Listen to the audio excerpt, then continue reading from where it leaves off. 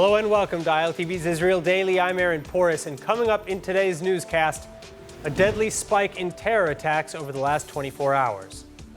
Meanwhile, more and more Russians fleeing Moscow's mobilization order, though some are having trouble getting to Israel as planned. And finally, an incredible discovery along the northern Israeli border.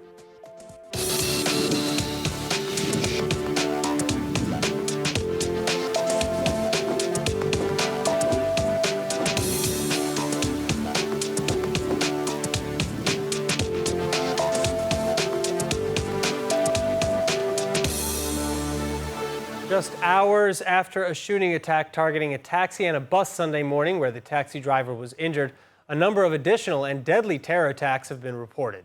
The IDF responding to a sharp and deadly spike in terror attacks on Sunday, starting with a shooting attack targeting a taxi and a bus Sunday morning where the taxi driver was injured. And then just hours after and in the same area, a 24-year-old Israeli man and a 25-year-old Israeli pregnant woman injured in separate incidents as Palestinians hurling stones at their vehicles while they drove by. Palestinian residents of Hebron firing a volley of gunfire towards the settlement of Kiryat Arba later in the day, and a prison guard in southern Israel stabbed by a Palestinian resident of Nablus who had come for a conjugal visit. Then in the early evening hours, an IDF soldier injured in the leg when terrorists opened fire on soldiers and civilians who coincidentally had gathered near Nablus or Shechem to demand stronger actions against the spike in attacks. Video from the incident showing the crowds, including children, ducking for cover on the side of the road while gunfire is heard in the background. The injured soldier then taken to Beilinson Hospital in Petah Tikva, and a manhunt launched to find the shooters.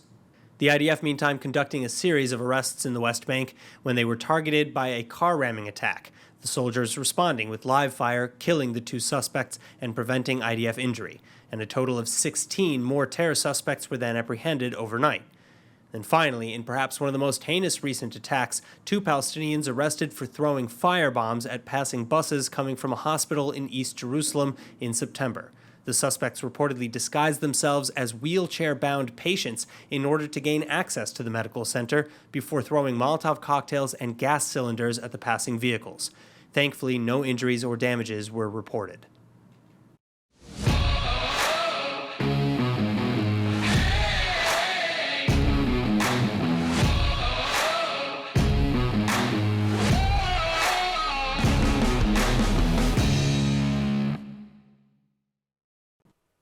Now, despite the massive spike in terror attacks, a new comptroller report is finding that the IDF is logistically unprepared to continue its arrest operations and that the issues are in, quote, urgent need of redress. With us to expand is president of the Jerusalem Institute of Strategy and Security, Professor Efraim Inbar.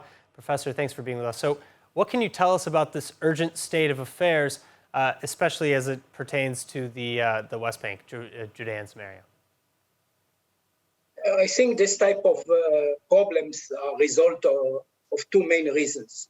First of all, the organizational culture within the IDF, which is not always very good. And second, a lack of enough sources. With money, you can solve many problems.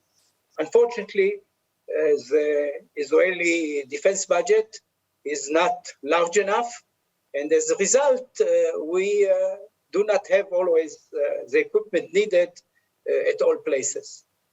All right, well, so how is the IDF planning to address this, and how long would it take? We're talking about bases that are in disrepair, barracks that have no shade under the sun, old equipment, and even weaponry.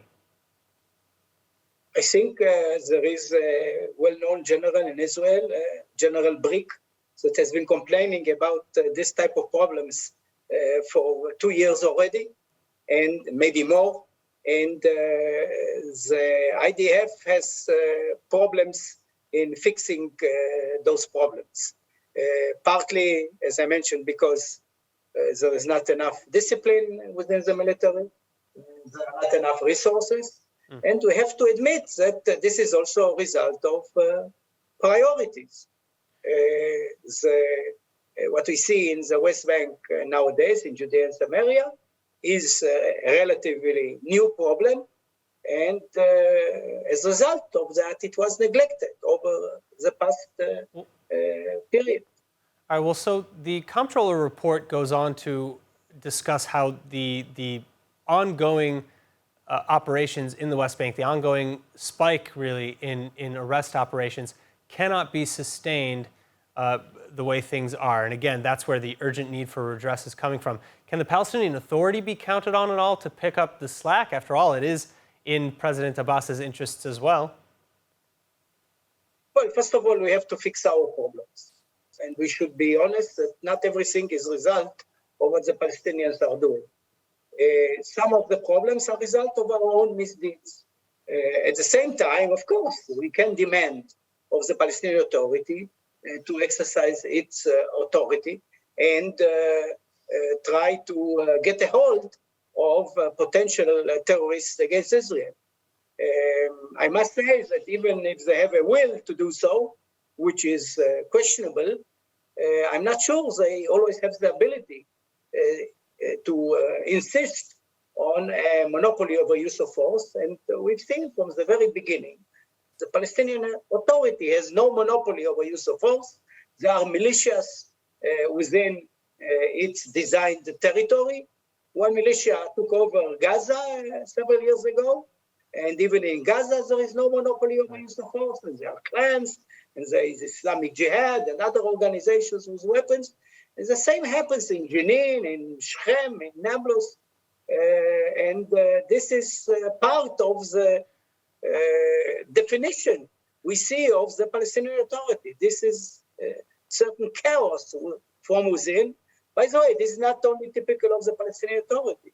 This type of situation is also in Iraq, in Syria, in Yemen. This is probably part of the political culture of the modern Arab state. All right, Professor Efraim Inbal, thank you so much. You are welcome.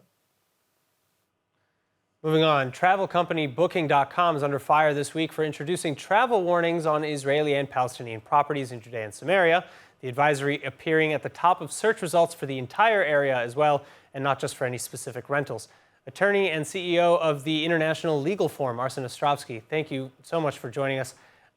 Now, first off, what is the biggest problem here? Given the recent wave of terror, for one, you might be forgiven for putting up a safety warning, no? Okay, you're correct. The important thing I think here to underscore is that this has essentially been a resounding defeat for the BDS movement. They invested millions of dollars, years in a campaign to lobby, bully, and intimidate Booking.com. And at the end of the day, they have absolutely nothing to show for it. The label that has been ultimately placed is absolute generic label. That simply says for users to refer to their government resources, and that's absolutely fine. It's also appropriate in this case that the exact same label applies to territories under the Palestinian control. But moreover, we've seen labels applied to, or will be applied to, dozens of other conflicts as well. And specifically, I'll give you one example: Cyprus. Cyprus has a label, but that label makes makes specific reference also to human rights, international law, the fact that the territory is in dispute. None of those things, which the Palestinian or BDS movement had sought to implement here, none of that applies. So that is a resounding defeat. All right, well, Israel says that they dissuaded Booking.com and other companies like Airbnb and TripAdvisor from using harsher language, like marking the entire region as occupied, regardless of where the properties are located, or from saying that visits entailed, quote, human rights risks, as you mentioned. How do we know they were going to write this, though?